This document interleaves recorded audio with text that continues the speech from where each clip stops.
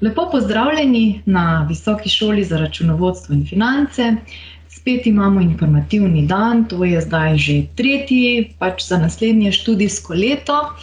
In nekako smo se odločili, da današnji informativni dan malo popestrimo z gostom.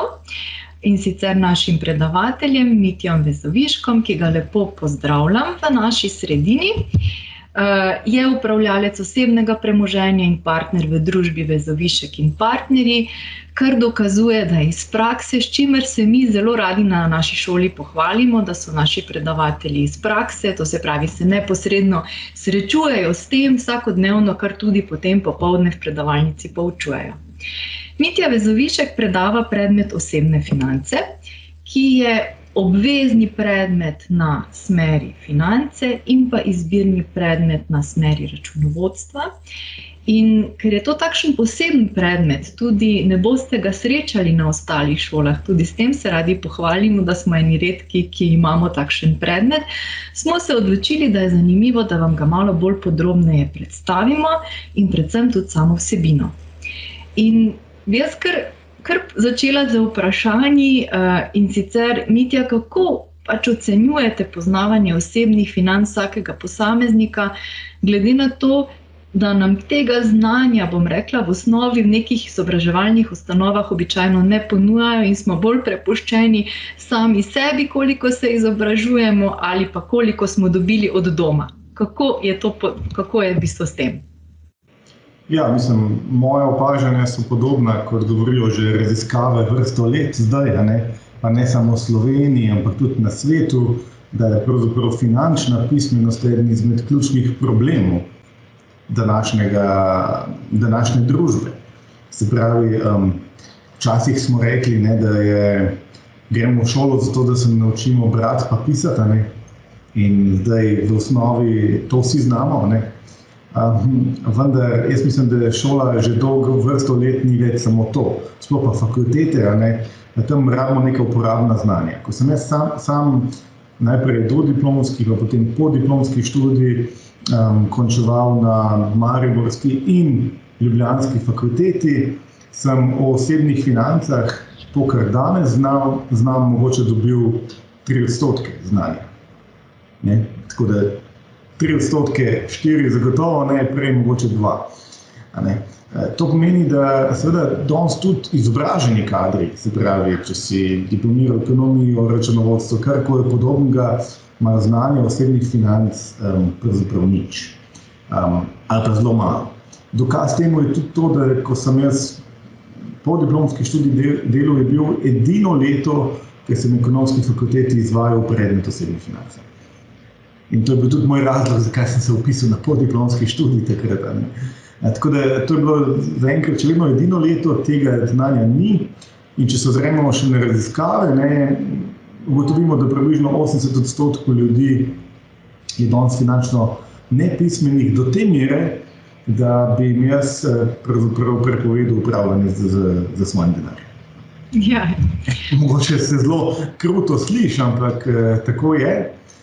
Seveda se vsi skupaj trudimo, in me veseli, da tudi vaša šola, pravzaprav en izmed pionirjev na tem področju, se trudi dvigniti nivo finančne pismenosti, pa če tudi to samo eden študent.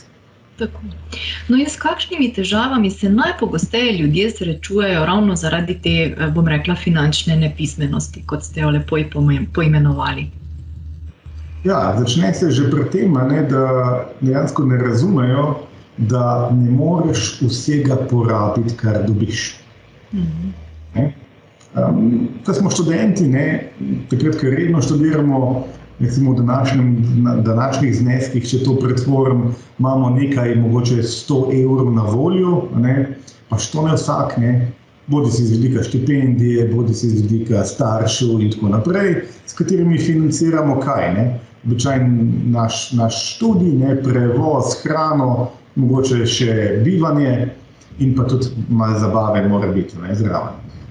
In potem, kaj se zgodi, takrat seveda uporabimo običajno vse, kar imamo.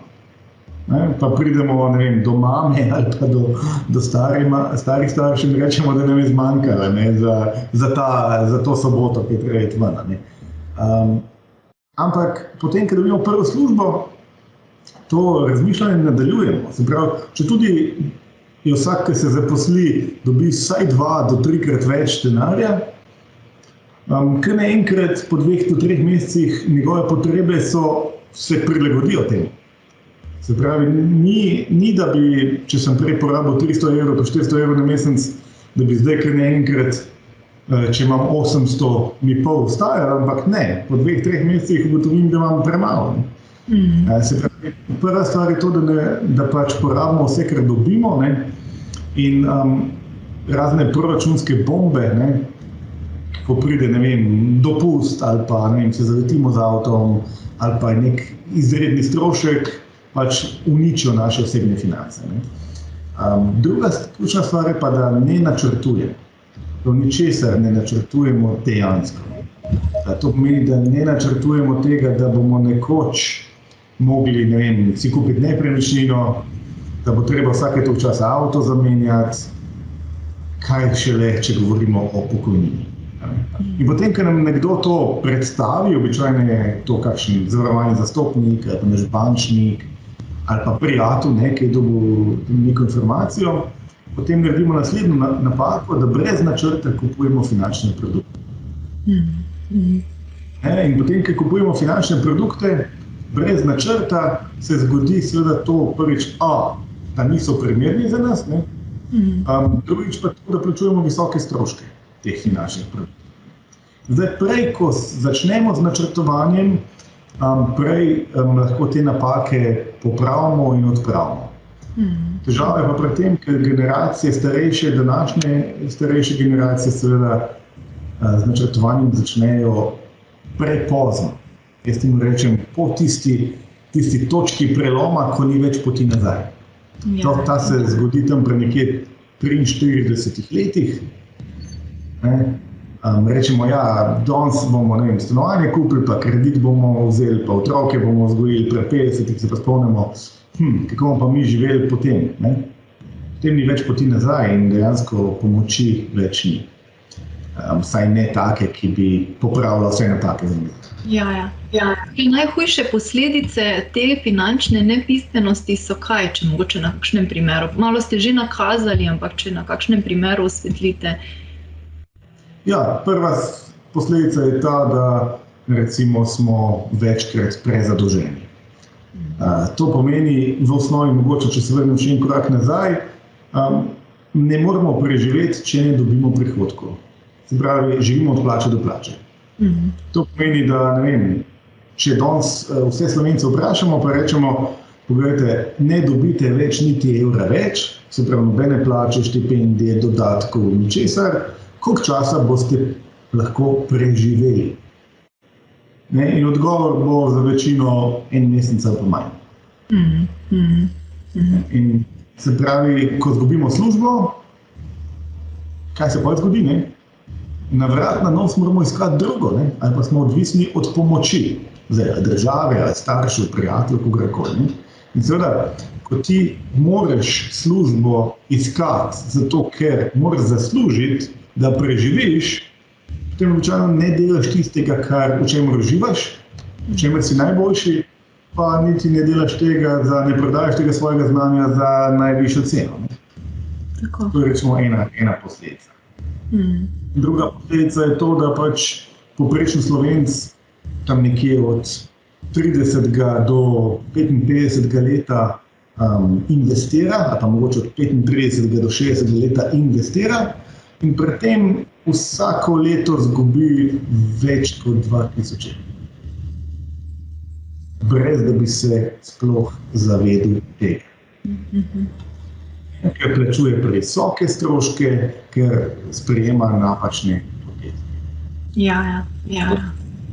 Takih posledic je še veliko, predvsem skupaj k vsem temu pa je, da smo stalno v nekem finančnem stresu. In so računovodje pri tem kaj boljši? Tisti, ki imajo izobrazbo računovodja, finančnika, so kaj boljši, so kaj finančno bolj pismeni? Zdaj, če odgovorim politično, ne, ali pa po pravici sta dva različna odgovora. Politično bi rekel, da računovodje seveda malo bolj razumejo vsaj bilanco, ne, pa razumejo izdatke, pa prihodke, pa vse te stvari. Ne. Pa razumejo tudi kako amortizacijo, to pomeni, da kaj enkrat kupiš avto, da pač ga je treba za naslednjega razmišljati, ker boš kupil in tako naprej. Ne. V praksi se pa kaže, da je to prej slabost kot prednost. Kaj to pomeni? Da računovodje seveda razmišljajo o tem, jaz sem pa računovodja, jaz pa itak vse to znam sam. In dejansko seveda ne znajo. Ne? Osebne finance pa računovodstvo so povezane, pa če rečemo poslovne finance pa računovodstvo pa osebne so povezane. Ne? Vendar se pravi ta lažna samozavest oziroma, kako ne rečem, prepričanje, da pa jaz to znam oziroma mogoče celo sej ni higiensko, da bi jaz to nekoga vprašal, ne, če sem jaz računovodja, ker drugi mene sprašuje, naredi več škode kot koristi. Računovodje, nisem videl veliko računovodij, ki bi bili recimo finančno zreli ali pa neodvisni, kot mi temu rečemo. Ne. Pravzaprav iz teh poklicov teh je minimalno. Veliko več je, ne vem, IT-jevcev ali pa, ne vem, katerikoli drugih poklicov, ne, ki so bolj, njihova finančna slika je boljša kot slika računovodja. Zanimivo. V intervjuju, ki smo ga naredili že pred časom z vami, ste lepo rekli, bom pa zdaj kar prebrala, ne? Podjetniške finance sam razumem kot nadgradnjo osebnih, ne pa obratno, kot je navadno v naši družbi. Če ne znaš poskrbeti za svoj lasten proračun, ustrezno zaščititi svojega premoženja in oplemenititi lastnega denarja, kako boš to uspešno počel z denarjem podjetja? In to se mi zdi, da ste tako res lepo povedali. Lahko mogoče še kaj tu dodate, pojasnite, kako je v bistvu to dvoje povezano? Ja, močno. Jaz mislim, da bi se mogli najprej osebne finance učiti, potem pa poslovne. Ampak v našem izobraževalnem sistemu je seveda drugače. Ne? Pred leti, ko smo politike spraševali na to temo, ne vem, katere volitve so bile, ne? So bili, kaj menijo o vključitvi osebnih financ v kurikulum, ne? Se pravi, osnovni šoli, ne, fakulteta, ne, so rekli, ja, nekateri se to ni potrebno, se to imamo že zdaj v okviru gospodinstva. In potem smo seveda ugotovili, da temu ni tako. S projektom Mladi in denar, ki smo ga leta 2013 štartali z takrat bivšim urednikom revije Moje finance, gospodom Nidorferjem, ne, smo dokazali, da temu niti približno ni tako. Ne. V tem času se je izobrazilo že 300-400 učiteljev, ki danes nekateri od njih ne, učijo v osnovnih in srednjih šolah seveda tudi osnove osebnih financ. Ne. In ta predmet, ki ga imamo tu, ne, seveda bi se zelo lepo prilegel tistim osnovam. Se pravi, če bi nekdo te osnove, ki jih v srednji in nekaterih srednjih in nekaterih osnovnih šolah danes učijo, bo bistveno lažje sodeloval tudi pri tem predmetu. Hočem povedati to, da dejansko poslovne finance, ne, politiki recimo upravljajo državo, gospodarstveniki upravljajo podjetja. Ne. Zdaj, ko vidite recimo pri raznih politikih ali pa gospodarstvenih, da ne razumejo, da je treba, ne vem, najprej nekaj zaslužiti, pa potem lahko deliš, ne, da ne moreš do nezavesti povečevati stroškov, ne, da lahko celo kakšne davke znižaš, pa na ta račun spodbudiš porabo in na drugi strani dobiš noter, ne, potem vidiš, da nimajo osnovnih veščin upravljanja osebnih financami. Ne. Ker edini odgovor tazga finančno nepismenega gospodarstvenika ali pa politika, ne, na zahteve po, ne vem, višji plači, je to, da pač ni denarja za višje plače. Ali pa po tem, da, ne vem, Banka Slovenije omeji kreditiranje prebivalstva, je to, da pač Banka Slovenije ne razume in zavira, onemogoča mladim, da kupijo stanovanje. Ampak vse to so napačni odgovori. Se pravi, ko nekdo prosi za višjo plačo, je običajno tako, kot sem prej razložil pri študentu. Približno 2 do 3 mesece bo to višjo plačo občutil, če je finančno nepismen.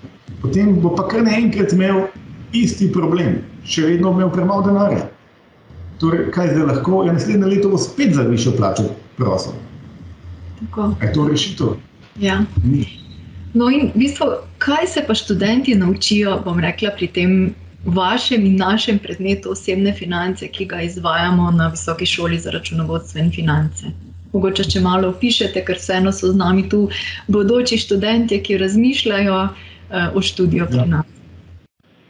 Ja, gremo kar kompleksno, ampak ne preveč podrobno, ker zato seveda bi rabili kaj več kot en semester. Ampak kompleksno skozi naredimo holističen pregled osebnih financ.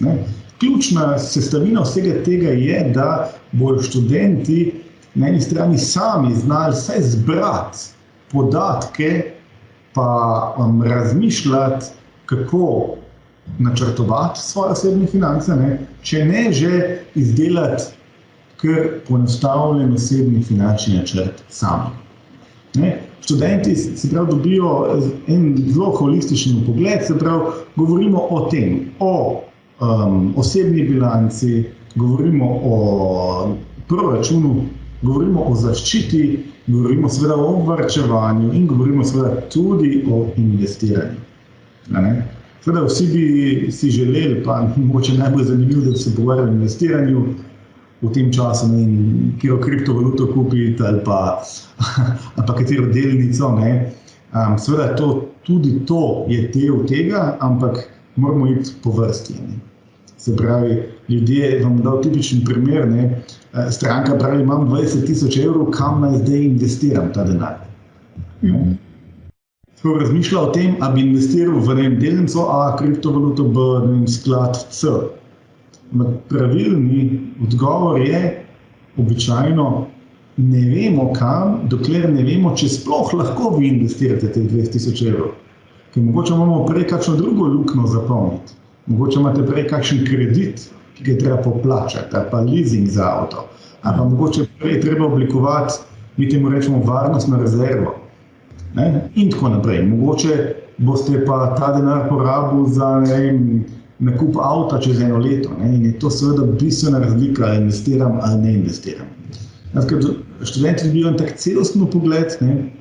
Izkazalo se je tudi to, da jim ta predavanja, ker so tudi vaje zadaj tega, če tudi so bila recimo nadaljavo, pomagajo pri tem, da znajo bolje kot 99% Slovencev razumeti, kakšne produkte imajo pri sebi, kako bi mogli osnov osebne finance postaviti in tudi poiskati neke značilnosti tega, se pravi pri sebi pogledati, imam to zavarovalno polico sklenjeno, je to ok ali ni ok, a vračujem v tem skladu, kakšne stroške ima ta sklad, kako ga lahko primerjam z drugimi in tako naprej.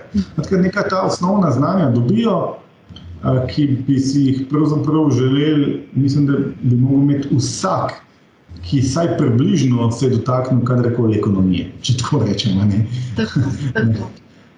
To se mi zdi pomembno.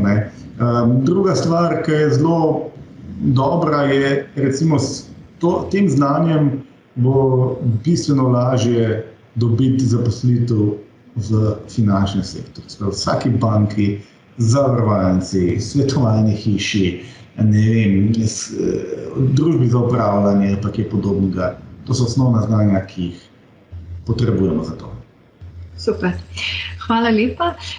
Jaz bi še pozvala vseeno študent oziroma gosti, ki sta z nami, Tanja pa Milena. Mogoče imate še vedno kakšno vprašanje, zdaj lahko izkoristite in pa vprašate neposredno našega gosta. Jaz moram povedati, da bom rekla, ta predmet osebne finance je zelo, zelo pohvaljen. Študentje so zelo zadovoljni z njim. Mi ga sicer zdaj izvajamo od leta 2017, ker od takrat imamo tudi smer finance.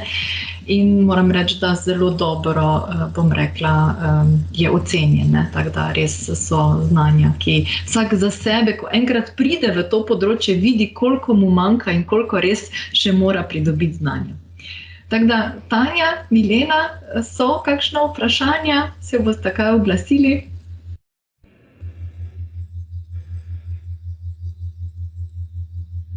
Jaz vas najprej lepo pozdravljam. Ne vem, jaz nimam nobenega vprašanja, ker so tako podrobno vse lepo opisali, tako da je pa res zanimivo, ne? To je res zanimiv predmet, tako da je pa res, ne, da moraš imeti prvo osebne finance urejene, potem pa še, mislim, da vsak računovodja tudi, če nima osebnih financ, res, tako da tudi ne more biti dobri računovodja, če nima, tako da to je res, ja. Ja, hvala, se strinjamo. Jaz mislim, da je računovodja, pa ne samo računovodja, ampak vsak ekonomist, računovodstvo je dve ekonomije, je tako, ne? Se pravi, mislim, da bi vsak ekonomist mogel imeti vsaj ta osnovna znanja, ne? Ta kurikulum, ki smo ga oblikovali za ta predmet, ne, mislim, da je osnova. Ta kurikulum smo dejansko prilagodili in vzeli iz kurikuluma za osebnega finančnega svetovalca, se pravi za izobraževanje, na to temo, ki pa nikoli ni še ni v Sloveniji sploh zaživelo. Bilo je nekaj pobud tudi z moje strani, ampak dejansko in v naši industriji imamo seveda problem z vsakim, ki pride iz fakultete, ker mu osnove manjka. In pri nas v našem podjetju recimo potrebuje običajno pol leta, da sploh se uvedejo, ne? Ampak zdaj eno je uvajanje v delo, drugo je pa izobraževanje. Ne? In če bi to izobraževanje dali čez, bi sigurno imeli pol manj časa za uvajanje v delo. Milena, za katero obliko študija se pa zanimate? Zdaj sem v dvomah, ne? Nisem se še prav odločila, ali računovodstvo ali finance, tako da... Ampak dodiplomski študij, ne? Ja, dodiplomski. Ja, dodiplomski. No, se v bistvu prvi letnik je še tak splošen, tako da še imate čas razmišljati, razen če mogoče že po merilih za prehode se lahko vpišete v drugi letnik, pol se je treba dokaj hitro odločiti, drugače pa še nekaj časa za razmislek.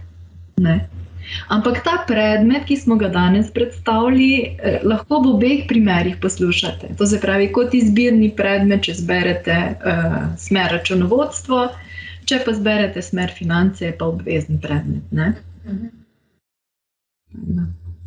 Super. Tanja, še mogoče vi se kaj oglasite? Imate kakšno vprašanje? Ja, pozdravljeni, jaz sem bolj na malo slabšem glasu, ker sem bolana, malo težje govorim, sem vas pa poslušala, tako da sem zadovoljna, da ste to vse povedali in jaz sem sicer že dokončala 6. stopnjo, imam izobrazbe na ekonomiji, pa sem razmišljala o nadgradnji v tej smeri. Finance oziroma računovodstvo. Mogoče vprašanje, ali v bistvu to računovodstvo verjetno zajema vsa področja, ne? Računovodenja, to se pravi privatni in javni sektor. Tako je, bolje usmerjeno v gospodarstvo. Imamo nekaj izbirnih predmetov, ki pokrivajo prav javni sektor. V bistvu bom pa rekla, da pa razvijamo tudi smer, kjer bi se specializirali tudi na javni sektor, ker je kar nekaj razlik med javnim sektorjem in pa gospodarstvom. Tako da v bistvu zdaj bom rekla, sam študij je bolj v gospodarstvo smerjen. Opozorimo pa na spremembe, ki so, oziroma kar je drugače, vendar nimamo potem časa tekom samih predavanj vedno iti zelo v detajle tudi za javni sektor. Hvala lepa. Prosim. Super, še kakšno vprašanje? Ali za našega gosta, ali za mene, glede študija, karkoli, ker drugače upam, da ste na naši spletni strani zasledili, so vsi posnetki že prejšnjih informativnih dni objavljeni, pa tudi, v bistvu bom rekla, prezentacije samih programov, glede šolnine, izvajanja programov smo vam pripravili, tako da si lahko pogledate, drugače pa tudi seveda še danes povprašate.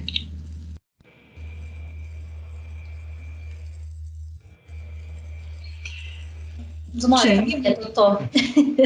No, super. Če ni vprašanj, bi se jaz zahvalila najprej našemu gostu za, bom rekla, te izčrpne informacije, da so se malo predstavili osebne finance, in pa tudi obema gostjama, Tanja in Milena, da ste se pridružili in da smo lahko malo poklepetali, in upam, da se tudi potem vidimo v naslednjem študijskem letu. Dobro, hvala lepa, enako, ne? Ja, hvala lepa, nasvidenje. Pozdrav, živijo.